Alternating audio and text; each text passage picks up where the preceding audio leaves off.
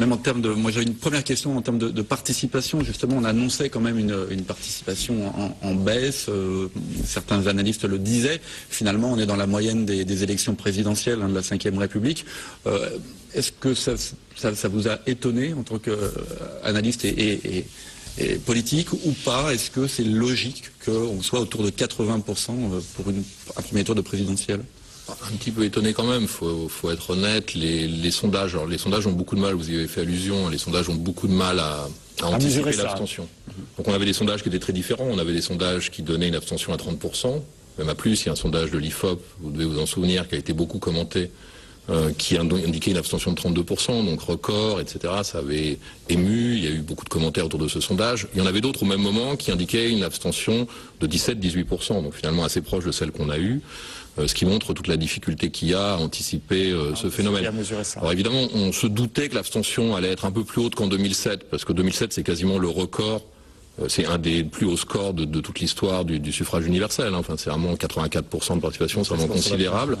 Oui, donc on se doutait qu'on serait un peu... ceux qui étaient vraiment malades ou vraiment pas là, tout le monde avait voté. Mais surtout qu'il y a des gens qui sont vraiment... il y a plus de gens qu'on ne le croit qui sont vraiment pas là. Il y a à peu près la moitié des abstentionnistes qui sont en réalité des gens qui sont inscrits à une mauvaise adresse. Qui se sont pas réinscrits pour avoir déménagé, par exemple, c'est très courant. Si on enlevait ce que moi j'appelle des mal inscrits, si on enlevait ces mal inscrits, on ferait sans doute chuter l'abstention quasiment encore de moitié. Donc ça veut dire qu'effectivement, il y a presque 9 citoyens en situation de le faire facilement sur 10 qui vont voter. C'est vrai que ça reste considérable. Oui, c'est considérable. C'est d'ailleurs plus que ce qu'on observe dans la plupart des grandes démocraties. Donc le scrutin présidentiel reste très mobilisateur aujourd'hui. Oui, c'est quand même une des premières leçons de l'élection. Et tout le monde a été un peu surpris, il faut être honnête. Enfin, tout le monde a été un peu surpris parce que, comme ça, intuitivement, on pensait que l'abstention serait quand même supérieure à 20%, 22, 24, 25%. C'était ce que la plupart des gens attendaient. Beaucoup de commentateurs disaient que c'est une campagne un peu molle, où on n'a pas abordé peut-être les vrais sujets. C'est pas une campagne forcément sur laquelle on fait beaucoup, où les candidats ont beaucoup promis, donc du coup ils vont mobiliser moins. Et puis au final. Mais c'est vrai, semble-t-il quand même que la campagne n'a pas passionné les électeurs. Enfin, en tous les cas. C'est ce que montrent les sondages, c'est ce que montrent toutes les études, où tous les observateurs ont cette impression. Même dimanche, moi j'ai passé ma journée devant des bureaux de vote. En particulier, j'étais en banlieue parisienne devant un bureau de vote d'un quartier très populaire, que j'étudie depuis une dizaine d'années. Et j'ai été frappé par le fait que les gens venaient voter, mais sans réel enthousiasme, sans réelle espérance. Il y avait une mobilisation à la fois massive, alors moins massive dans ces quartiers-là quand même que dans le reste du pays. Quand on regarde les résultats de manière détaillée, on s'aperçoit quand même qu'il y a un décrochage des bureaux de vote populaires, y compris à Montpellier. Je regardais les résultats sur Montpellier, quartier de la Paillade par exemple, on a quand même 10 points de moins que la moyenne nationale, parfois même un peu plus. Donc les quartiers populaires, les jeunes ont quand même un peu moins voté qu'en 2007. Mais ça suffit pas à impacter de manière considérable la progression de l'abstention. L'abstention a surtout donc progressé dans ces milieux-là, dans ces segments-là de la population. Bon, ça n'empêche pas qu'elle est quand même effectivement élevée. Jean-Yves Dormagin, oui, pardon. Le second tour, on peut en parler maintenant, les reports de voix, il y a eu des appels clairs à gauche, Jean-Luc Mélenchon, plus ou moins clair, en tout cas Eva Joly, même si elle représente effectivement un petit peu moins de voix. Comment ça va se passer, comment ça peut se passer, notamment pour le MoDem, et puis pour la troisième force qui est apparue, en tout cas pour ce scrutin-là, c'est-à-dire le Front National, qui, on le rappelle, est arrivé en tête dans un département régional, le Gard. Comment est-ce qu'on peut vraiment savoir comment les voix vont se reporter au second tour ? Oui, un petit peu quand même. C'est-à-dire, c'est difficile, c'est pas simple de mesurer des reports de voix. En même temps, si vous voulez, moi, je crois que la clé de lecture du scrutin, si on veut que ce soit l'abstention ou les reports de voix, c'est l'antisarkozysme. Je pense que ça reste le trend dominant de cette élection, ça reste le phénomène dominant de cette élection et la clé de lecture principale. Alors, une élection, c'est toujours plus compliqué que ça. Il n'y a jamais un facteur, il n'y a jamais un élément. C'est 44 millions de personnes qui votent, ou potentiellement qui votent. On se doute que c'est compliqué, que tout le monde n'a pas les mêmes raisons, les mêmes motivations de le faire, etc. Maintenant, une fois qu'on a dit ça, ça reste quand même l'antisarkozysme, l'élément dominant. Alors, de la participation. C'est-à-dire qu'en réalité, les gens sont venus voter d'abord et avant tout pour ou contre Nicolas Sarkozy. Alors, pas tout à fait de la même manière qu'en 2007, mais les similitudes sont quand même assez frappantes. Moi, c'est quelque chose que j'avais, je pense, sous-estimé et qui m'a frappé depuis dimanche. Tout au long de la journée électorale, on voyait les gens venir voter. On voyait bien que c'était ça qui les motivait quand on en parlait avec eux. Et puis les études le montrent, et les résultats, d'ailleurs, de ce point de vue-là, prennent une certaine logique quand on a cette idée. Justement, les électeurs du Front National ne sont pas forcément pro-Sarkozy. Justement. C'est-à-dire que si on veut raisonner en termes de report, je pense que c'est de là qu'il faut partir. C'est-à-dire qu'aujourd'hui, Sarkozy continue à polariser dans ce scrutin, et continue à cliver très fortement. Alors, ce qui est en train de se passer en plus depuis dimanche avec la campagne de second tour telle qu'elle est engagée, je pense que ça ne devrait pas s'atténuer d'ici le 6 mai. Et du coup, les reports de voix, on peut les comprendre à partir de ce contexte. C'est-à-dire que, qu'est-ce que ça veut dire? Ça veut dire qu'à gauche, je pense en particulier aux voix du front de gauche, mais aussi aux voix écologistes, on va avoir d'excellents reports de voix. Bon, toutes les études le montraient déjà avant le premier tour, mais pourquoi? Parce que ces reports sont portés par l'antisarkozisme.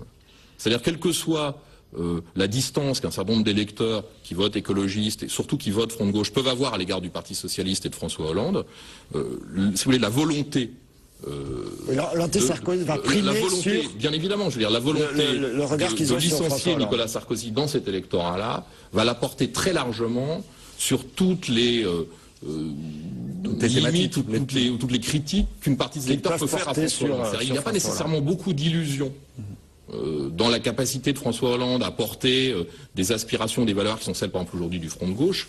Je faisais encore de la veille sur le web aujourd'hui, c'était très net, on le voyait très bien. En même temps, il y a une volonté évidente de tourner la page. De tourner la page et si vous voulez, dans cet électorat-là, mieux vaut une gauche molle qu'une droite dure, pour aller vite. Je veux dire, et ça fonctionne très bien. À droite, enfin à l'extrême droite, c'est beaucoup plus compliqué.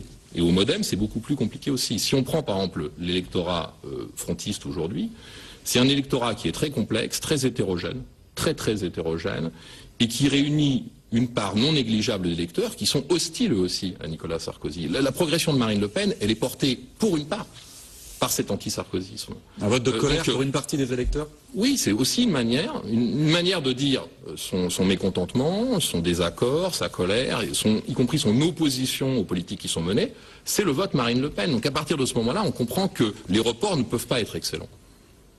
L'ambition sarkozyste d'obtenir de très bons reports repose sur, à mon avis, un postulat erroné, ou en tout cas une sous-évaluation de cette dynamique anti-sarkozyste qui nourrit pour une part le vote frontiste, parce que ce vote il est très hétérogène. C'est probablement aujourd'hui le conglomérat électoral le plus hétérogène, même si celui du MoDem est aussi très hétérogène. Donc là on est face à deux électorats qui sont extrêmement hétérogènes. On a pu lire que dans le vote frontiste, les études avaient montré qu'il y avait autour de 20% de cet électorat qui se reportait à gauche. Bon, est-ce que sur cette élection-là, ça peut être plus important que ça? Ça, c'est difficile de mesurer avec une grande précision. Mais moi, je considère qu'il y a 4 quarts, on va dire. Enfin, en tout cas, il y a un quart qui, effectivement, potentiellement, devrait plutôt voter François Hollande. Il y a un quart qui, probablement, ira pas voter. Il y a 2 quarts, donc ça fait une moitié, qui, probablement, iront sur Nicolas Sarkozy. Ça peut un peu fluctuer. Ça peut être plutôt 20%, 18% pour François Hollande. Ça peut être plutôt que la moitié, 60% pour Nicolas Sarkozy. Mais il y a une limite, à mon avis, qui est d'une certaine manière indépassable dans les reports de voix du Front National vers l'UMP. Enfin, cet anti-sarkozysme, c'est pas un anti-sarkozysme superficiel, enfin, c'est un anti-sarkozysme cristallisé. Ça fait 5 ans que Nicolas Sarkozy est président de la République. Il faut pas oublier quand même que toutes les enquêtes d'opinion montrent l'impopularité du président depuis 5 ans. Et c'est pas des gens qui découvrent aujourd'hui Nicolas Sarkozy. C'est pour ça que, si vous voulez, les campagnes de second tour, la communication politique, les débats, etc., on trouve là leurs limites. C'est-à-dire que ce n'est pas, aujourd'hui, les Français ne découvrent pas Nicolas Sarkozy. Ils ont une opinion déjà bien établie du président candidat. Un mot du MoDem, justement, sur ce rapport de voix, vous parliez du Front National, mais le MoDem?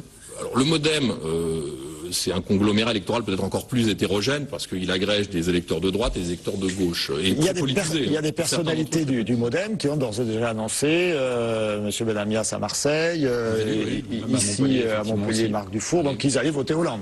Oui, tout à fait, oui. Alors, on ne sait pas à quel point ils ont dans cette mouvance, mais en tout cas, ils gouvernent effectivement en local avec aussi des majorités de gauche. En faisant ça, ils anticipent aussi très probablement le fait que François Bayrou, sauf surprise, n'appellera pas à voter François Hollande. On ne sait pas encore si François Bayrou appellera à voter Nicolas Sarkozy, mais c'est vrai que je pense qu'on serait surpris, enfin la plupart des observateurs seraient surpris, si demain François Bayrou appelait à voter François Hollande. Un dernier mot, participation pour le second tour. Est-ce qu'on sera on peut être dans les mêmes niveaux qu'au premier tour, ou est-ce qu'on sera inférieur, supérieur? C'est difficile de dire. Ce qu'on peut dire, c'est que traditionnellement, on vote un peu plus au second tour d'une élection présidentielle qu'au premier tour. Donc si l'abstention progressait cette fois-ci, ce serait un peu surprenant. En même temps, les sondages montrent qu'une part non négligeable des électeurs de François Bayrou au premier tour et des électeurs de Marine Le Pen au premier tour annoncent une abstention. Qui n'ira pas Donc on pourrait avoir peut-être de ce point de vue-là une abstention politique de second tour, mais c'est quand même assez peu probable. Les sondages de soirée, de premier tour, n'ont jamais menti sur justement le second tour. Est-ce que le résultat final, est-ce que pour vous, final, comme pour Michel Crespy, qui était sur ce plateau dimanche soir, l'élection est jouée? Il y a toujours eu un risque à dire ça, évidemment, mais si vous voulez, c'est comme une équipe qui aurait gagné, je sais pas, 5-0 le match aller à l'extérieur et qui recevrait au match retour. Enfin, vous voyez, qui en plus aurait des meilleurs joueurs. Enfin, les probabilités de victoire de François Hollande sont extrêmement élevées. On n'a jamais vu un candidat récupérer entre 6 et 12 points, plutôt 8 et 12 points, même selon les sondages, en 15 jours. C'est des mouvements d'opinion considérables. Hein. Faire bouger 10 points sur le plan électoral, c'est 4 millions de personnes. Enfin, c'est extrêmement difficile. D'autant plus que les intentions de vote de second tour semblent relativement cristallisées. D'ailleurs, le rapport de force bouge très peu depuis le début de la campagne. Depuis longtemps, depuis plusieurs mois. Effectivement, depuis très longtemps. Pour la raison que j'évoquais précédemment, c'est-à-dire qu'on ne découvre pas aujourd'hui Nicolas Sarkozy, il est le personnage central de l'élection. Donc amener les électeurs à modifier leur opinion sur le président candidat me paraît extrêmement difficile, en tous les cas dans ses proportions. Ça peut se réduire, hein. Ce sera peut-être 52, 48, 53, 47, mais ce serait extrêmement surprenant. Une surprise est toujours possible en politique, mais ce serait extrêmement surprenant qu'en moins de 15 jours, le rapport de force puisse être inversé. Extrêmement surprenant. Et les sondages de second tour, en plus, sont quand même toujours un peu plus fiables. Un peu plus fiables, oui. Oui, parce qu'ils peuvent être corrigés par les résultats du premier tour. Hein, les sondeurs ont comme avantage qu'ils connaissent le résultat du premier tour et donc ils peuvent mieux corriger leurs échantillons en fonction du premier tour. Jean-Yves Dormagen, merci d'avoir été avec nous sur ce plateau. Restez d'ailleurs, on aura d'autres commentaires politiques dans un instant avec Julien Mazry, mais pour l'instant on fait la pause.